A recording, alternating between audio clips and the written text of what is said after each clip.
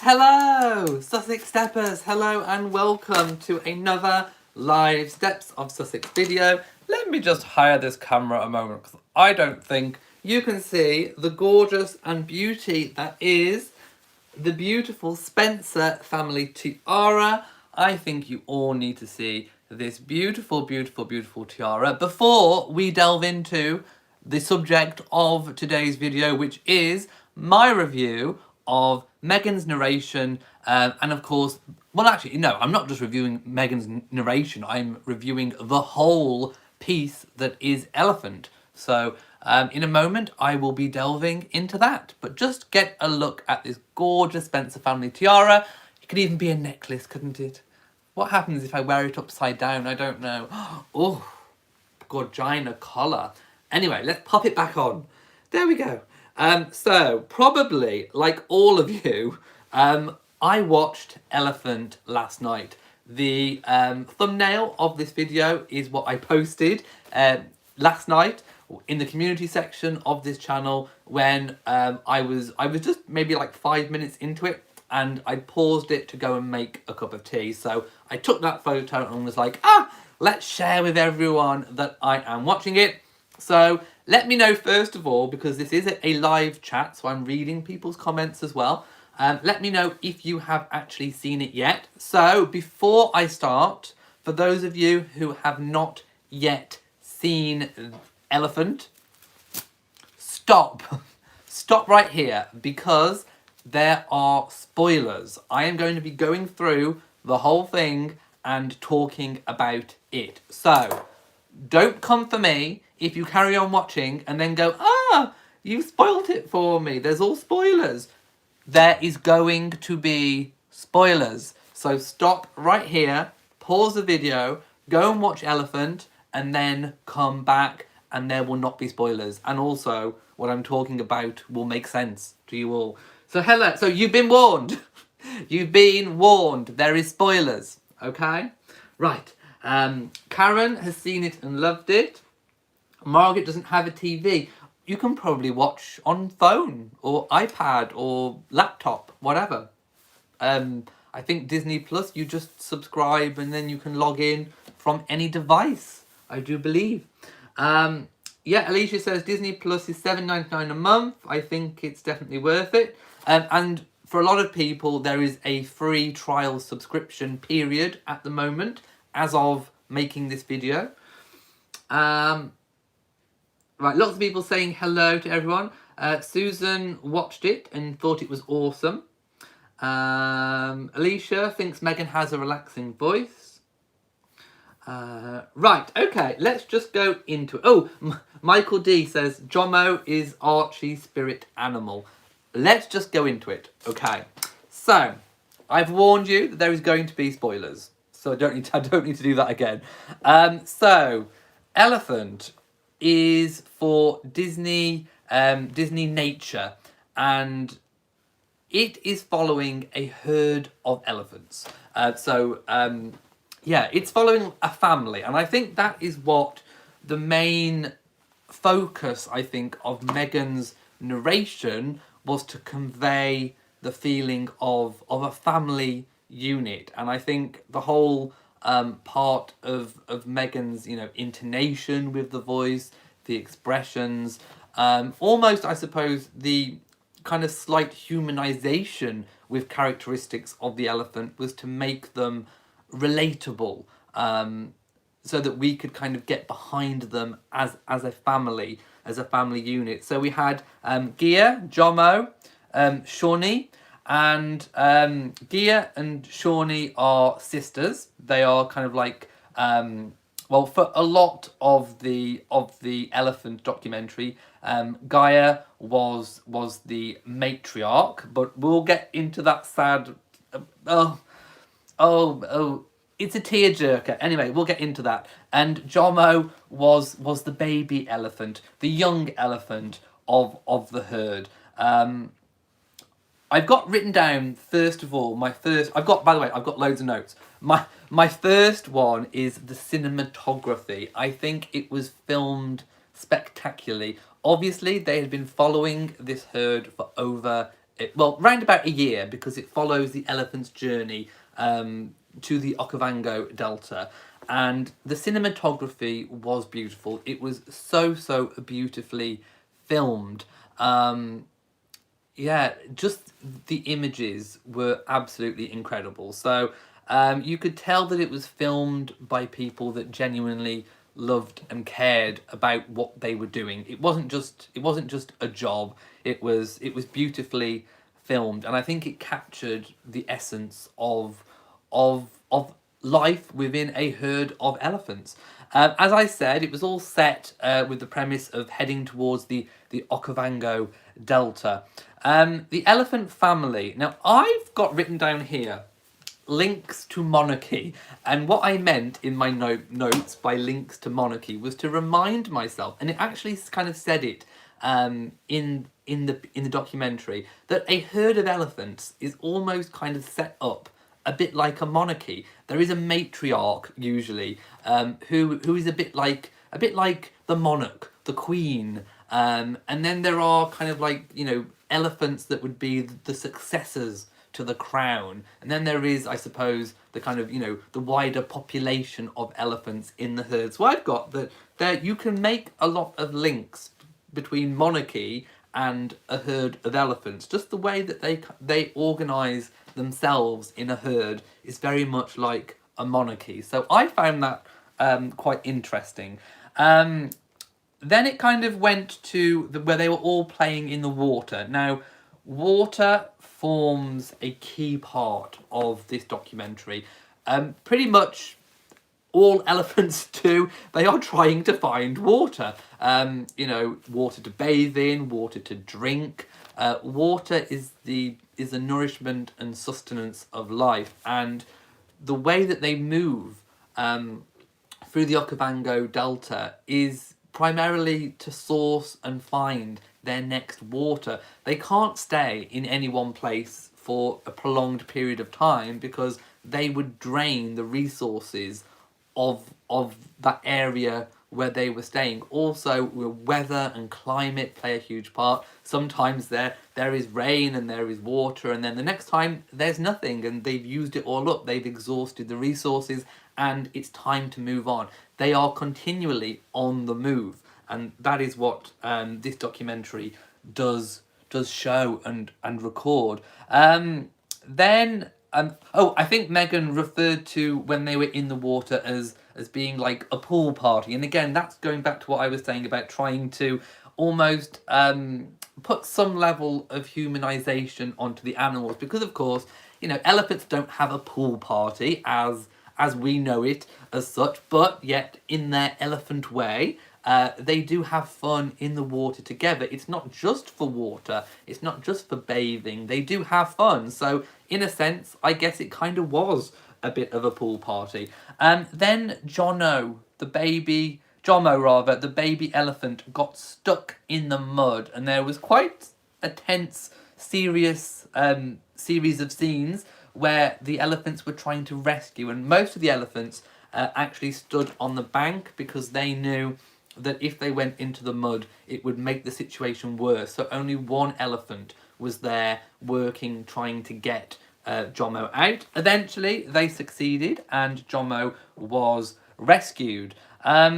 Also, it showed you them shaking food from the trees, and the food was referred to as pods, which they really like, those pods.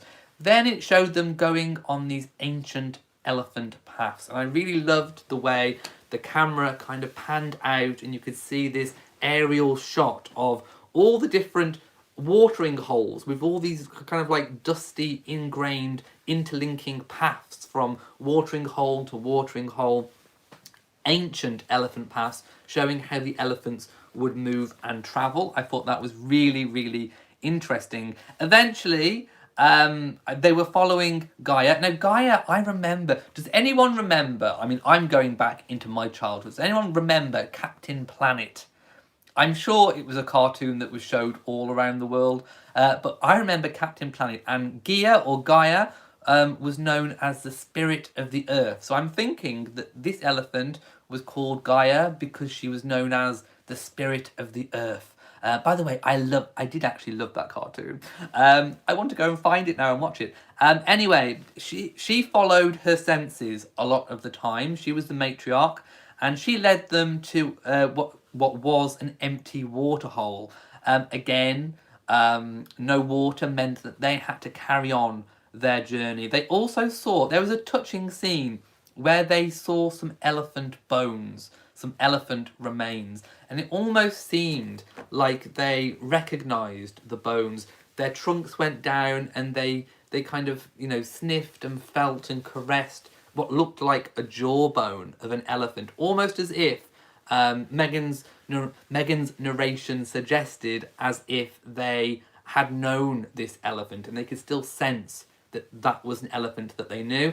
Also, it was really, really touching that they were showing these bones to baby Jomo, almost like they were saying, here could be your granddad, or an aunt or something. So it was really, really touching to see that. And I also wrote down sad, because I also felt sad at that point, because it was very, very touching. Eventually, they found water. Gaia led them to water, but the water was slightly dirty, so it wasn't particularly good, and water was scarce. And I've put then there was a whole thing about caterpillars, and it showed how these kind of caterpillars would eat the trees and suck up the water, and eventually they moved again onto the salt plains, and they had to cross the salt plains to reach the baobab trees. Now, I'd heard about baobab trees before. They are trees that are like big trunked trees, and they hold a lot of moisture and water. So they managed to be able to get a drink from the baobab trees. Then there was a really, really touching scene as well, where all the elephants lay down and they went to bed, which I really, really liked. So it was, again, quite nice to see them sleeping. And I didn't realise that elephants kind of actually sleep on their side, kind of like we do, really. I mean, there is a lot that you can relate to an elephant. I think humans and elephants are very, very much alike. Also, Meghan's narration kind of explains how it's not a myth. Elephants really don't forget. They have a fantastic memory, and a lot of what they do with their journeys is sense, but also a lot of it is memory and learning. Then we saw tornadoes and winds as they were crossing the salt plains, and obviously that was very drying. And at this point, they really, really, really needed water. Eventually, Gaia did her senses were correct, and she led them to water. But just as it showed you the water, and your heart was like, "Yay, they found water!"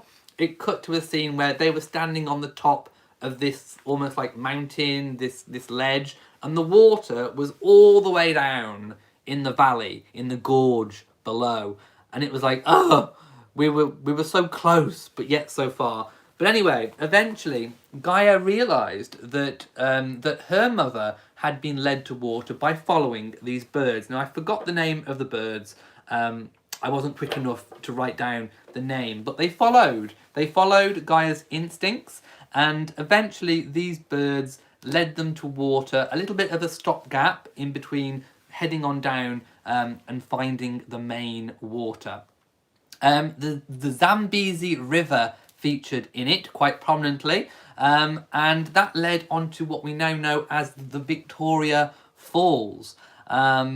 Eventually, again, having continued their journey, they found islands which contained palm trees, and they were finally able to drink. But that was when they met crocodiles, and they had to cross the river. So they had to take a lot of calculated risks to cross the river.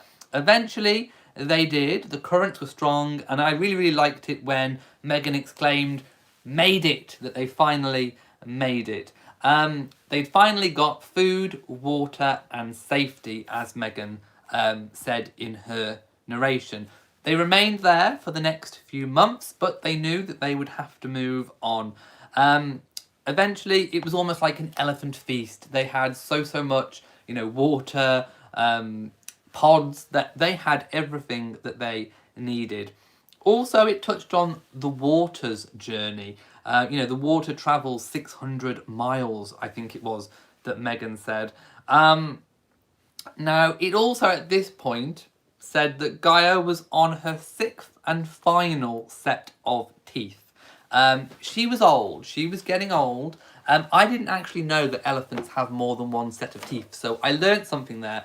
So, as we know, she's on her sixth and final set of teeth. We could sense at this point that the end might be near, which was really, really sad.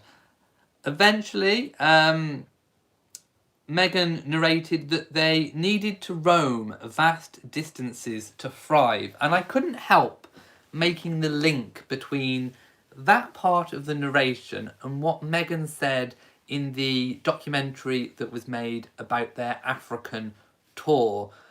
You know, the one where she expressed that she was unhappy and that, it's not enough to just live, you have to thrive.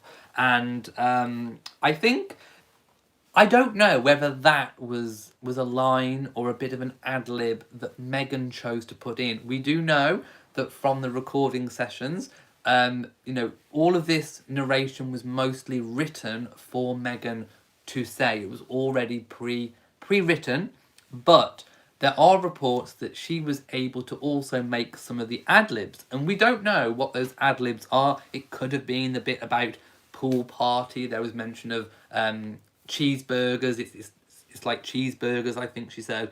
But I'm wondering, I don't know, I'm making that link between something that she said, that she referenced during that African documentary with this one. So I'm wondering whether or not she chose to put that in. So I'm very, very interested for you guys to tell me what you think about that. Do you think that was a line that Meghan put in or not? Let me know.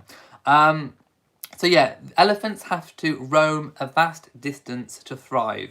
Then they started on their route back towards the Okavango Delta. And the floodwaters were actually coming early this year, which was really, really good for the elephants. But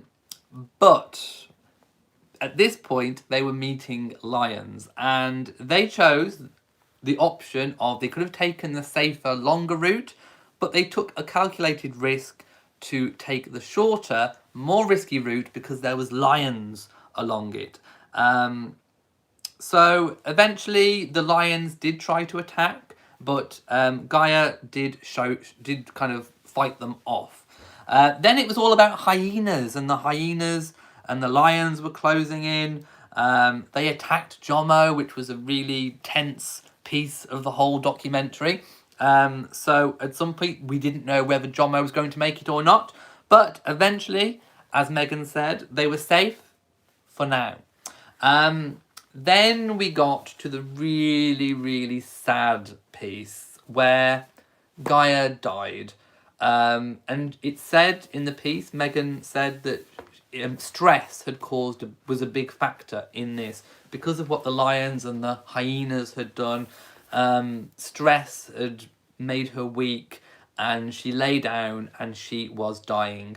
All the elephants gathered around Gaia at the time, and they were feeling her and being with her and comforting her. They stayed with her until she took her final breath and closed her eyes. But they knew that it was risky to stay and to mourn the loss of Gaia. They had to move on. They showed scenes of the lions and the hyenas sat back waiting, but it was time to move on. Elephants, don't forget, the elephants would be grieving Gaia for years and years and years to come. They would never ever forget her. But then there was kind of like some question over which elephant would rise up and become the matriarch. I think most of the elephants thought that Shawnee would be the elephant that would take that role, but it was still uncertain at that point. But Shawnee did step up, and she was the one that tried to lead them on their quest back towards the Okavango Delta. A new calf was born. So we had the extreme sadness of the loss of Gaia, but we also had the happiness and joy of a new calf born. And I couldn't help but kind of think that maybe when Meghan was narrating this, that she was also making links between the birth of Archie and the birth of this new elephant as well. And almost, you could almost see, I think, Meghan, you could almost see Meghan, a picture of Meghan narrating this in your head, and you could almost see that she was smiling throughout the whole piece when she was narrating it. Elephants are pregnant for 2 years. I did not know that. That is a long time to be pregnant. But finally, this calf was born. Then they showed some scenes of memories and flashbacks, and eventually they started their way on the way back towards the Delta. Eventually, Shawnee led them back to the replenishing station, which was full of minerals, so they could kind of get these refreshing minerals and continue their journey. Then they met a rival herd, and there was some more very, very tense scenes when they were meeting the rival herd. Shawnee protected the newborn calf, and the rival herd got on their way. Eventually, the floodwaters arrived and life returned. The young calf was slow, but they were determined that they would never leave an elephant behind. And Meghan's narration at that point, I think, was very expressive and quite touching at that point. And almost like like I said, about making that link perhaps between Meghan's maternal instincts towards Archie as well. It was almost like she was saying that she would never leave Archie behind as well. I got that vibe. Let me know what you think. Did you get the same kind of vibe? That's what we're here for, to discuss. So eventually the animals reached the Okavango Delta. Yay! And Shawnee had done it. They all returned safely, apart from, of course, Gaia, who sadly passed away on the way. The family, the herd, accepted Shawnee as the matriarch. And by the way, they are Kalahari elephants, and they are the last elephants that have the freedom to fully roam and be elephants. Finally, the film being over, there was some behind the scenes footage, and this is where, again, going back to what I said at the start of this review, you could tell that the filmmakers actually really were into and liked the subject that they were filming. I got that sense from the behind the scenes footage. At the end, it said it was directed by Mark Linfield and it was narrated by Meghan, the Duchess of Sussex. They were not using the HRH, that had been dropped. And yeah, I really enjoyed it. I think it was really worth watching. Now, being a Disney production, I didn't know. I was trying to work out who it was aimed at, because usually these kind of documentaries have a target audience. Was it made for adults? Was it made for children? Was it made for family viewing? I got a sense that from the kind of playful way that Meghan was narrating it, a lot of the intonation, I think there was there a bit of a joke about, how can I put this politely? Farting. There was a fart joke or something of that nature. And the reference to cheeseburgers, pool party, I'm getting the sense that it was made for families, perhaps with young children. So that's the kind of vibe I'm getting. Also, Meghan's narration was very Disney. It was Disney. It was Disney personified. And in the UK, I know from myself, growing up, I have been raised on Sir David Attenborough. David Attenborough, I'm sure you've probably heard of. He has narrated documentaries, wildlife documentaries, for decades, and as a Brit, I am so used to just hearing his voice narrating these kind of animal documentaries. We do have other people in the UK doing it, but Sir David Attenborough is, I think, the most well-known and iconic narrator of animal documentaries going. So for a lot of British people, you know, watching the Disney elephant, it's a very, very different style of narration to what David Attenborough would do. And I almost kind of felt my mind going towards, when I was listening, I was thinking, how would David Attenborough have said this? And again, just completely different. So who the intended audience was, I think personally it's kind of families with younger children, but obviously something that can be enjoyed and what will be enjoyed and was enjoyed by many people. Again, I've touched on that a lot of the phrasing and the phrases that Meghan put into it were to, well, actually, they did evoke a lot of empathy and understanding towards the elephants. It made them very relatable, and also the intonation in the voice, in Meghan's voice, really made prominent features of certain elements of the cinematography, I thought. But yeah, just a really huge different style of narration to what I suppose we are more used to here in the UK. Was it worth a watch? I'm trying to do a proper full review here. I am now a documentary critique. I am. So would I watch it again? Yes, I would recommend it. It was really worth a watch. If you like animals, if you like Africa, if you like elephants, it was most definitely worth a watch. Meghan's narration was really good. It was animated, it was spirited. I think that's another good word to use about it. It was spirited. It evoked empathy and really kind of told the story of a family unit.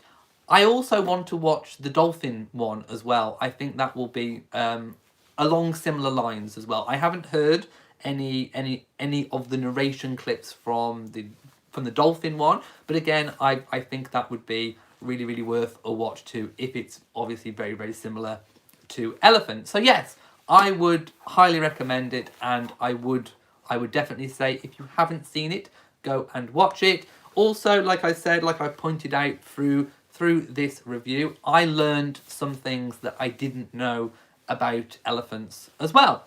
Right, and I think that pretty much concludes my review. So I want to go back up the comments and read down what you guys are thinking about it. Bev M says, it was excellent. It's such a great movie for children and adults alike. Yeah, I mean, again, going back to my point of, you know, who the audience was, I think it's kind of families. I think it's a family audience, I think. Susan cried. Yeah, there were points that were very teary. Yeah, hello to everyone who's just joining. Perlina watched twice. Right, I'm going down trying to find comments that are catching my eye. Barbara says, watching from Ghana, hello. And you say thank you for the beautiful update. Thank you for watching. Jeanette says, sounds very educational, no matter whether you like Meghan or not. No movie should be judged on who stars in it. Julie says, I loved Captain Planet. Yay. Another Planeteer. We were known as the Planeteers. Aha. Ina says, amazing how the elephants did not step on the bones. They are so much more intelligent than people give them credit for. And that they are very human as well. We are very similar, I think, to elephants. Thank you, Jamila, who says you like my new shirts. Thank you very much. Zlee says, elephants have such long memories, and the matriarch leads her herd from waterhole to waterhole. Also, the matriarch knows where their food source is as they travel. Cookies and Cream says the documentary was outstanding. Meghan's narration was truly impressive and illuminating. She did a terrific job. Edith loved the work Meghan did in the documentary. H. London thinks Meghan has a wonderful voice. Hen says, I watched it and drew parallels with what is going on in their lives. I couldn't help but notice that a comparison could be drawn in the lions trying to attack. And Ina says, sounds like the reference to the elephants thriving is personal, as she and Prince Harry need to thrive and roam thousands of miles. That was my thinking. Well, as soon as I heard the word kind of, thrive, my mind instantly went back to the African documentary that they'd made after the African tour. Mimi says, some people mention the beginning elephant stories like Harry and Meghan and Archie. Again, I made reference to that it reminded me very, very much of the royal family. So yes, I did get that vibe. Crossing the Rubicon says, I reviewed all the major press reviews in the US and UK, and all of them said what a success her narration was. Even the Sun begrudgingly said it was good. I've seen lots and lots of other reviews. I've seen lots of positive. I've also seen some negative. I think when it comes to this kind of thing, we are our own critique of these kinds of things, and I think you should just watch it for yourselves and make up your own mind. That's what I did. I didn't want to really read and broadcast the other reviews, good and positive, because I wanted to do my own. I wanted to watch it and then come on here and deliver what I thought about it, because it's important not what other people think about it, it's important what you think about it. Right, I'm going to kind of skip down a little bit. Michael D says, I thought the line about how the island was too small for the elephants to stay there. They need room to roam and thrive. Yes, and you saw a parallel between the Sussexes leaving the Isle of Great Britain, needing to roam and thrive. That phrase did really catch my eye as well. Right, I'm just kind of going down a little bit. Mitch says, that moment was tender and beautiful. The way they honoured her was touching. Yeah. Susan says, the fart was a light-hearted analogy, just like light-hearted humour. Yeah. But then my mind went to, oh, could I imagine Sir David Attenborough saying that? And I was like, oh, it's a different style. And on obviously a different format, I think. Just very, very different. Trisha says probably family viewing. Susan says for them taking the ear and covering her eyes. Yes, they were very, very, respectful of their dead. Mitch thinks it was targeted as family watching experience, enough light-hearted and simplistic message for younger viewers, and then more complex analogies for adults. In that case, I think they hit the mark. Right, I'm kind of going down some of the comments because there's a lot of comments here. Oh, Maggie, I think, has seen the dolphins and says you will love the dolphins too. Meghan did a wonderful job and I will watch it again. Right, thank you so much. Zalee says, yes, David Attenborough is really well known where you are. I watched it on Disney+.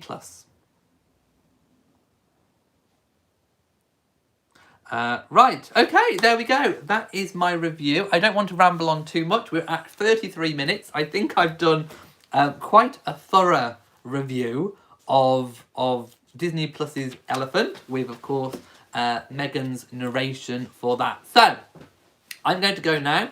If you have... how many fan flaps shall I give it? Usually film critics give stars, don't they? Is it out of 5? So, shall I do fan flaps? I can do a fan flap review. So, let's give it a fan flap review out of... How many flaps are we going to get? I think we're going to get 1, 2, 3, 4, 5 flaps out of 5, darling. 5s across the board.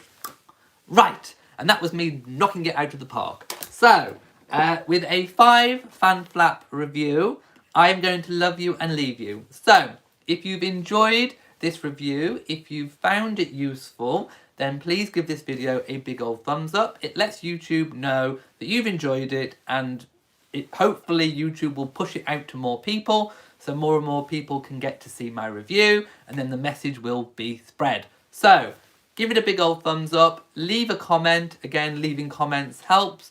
So yeah, subscribe to the channel, hit the notification bell, do all that kind of stuff, and I will see you next time. So from me in Shropshire, mwah, to you all, and goodbye.